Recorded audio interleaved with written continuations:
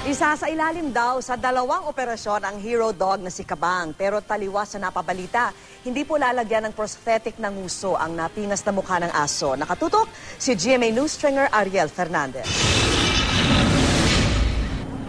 Sakto alas 9 ng umaga, dinala na sa University of California, Davis, si veterinary Dr. Anton Lim si Kabang.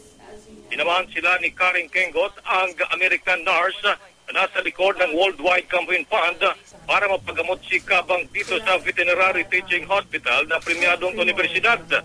Game na game si Kabang habang chine-check up ng mga doktor.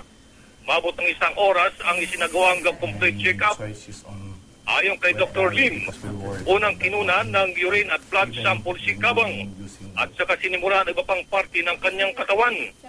They did a complete physical check-up just to see what they need to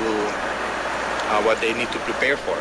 They'll get a better idea of how to proceed from there. So we're still not quite sure exactly what's going to happen, but we have a ballpark idea. Pinagbawalan ng ospital na makunan ng mga mamahayag ang bayaning aso ng Zamboanga City habang ito'y nasa pagamutan. Sa kanilang statement, sinabi ng UC Davis na ayon lang nilang ma-stress si Kabang at magkaroon ng infeksyon. 2 klaseng operasyon daw ang balak gawin kay Kabang. Una ay ang maayos ang ngipin nito at pangalawa ay takpan ang sugat nito sa mismong muka. Taliwas sa napabalita, wala raw silang balak lagyan ng prosthetic o palitan ng nguso ng aso.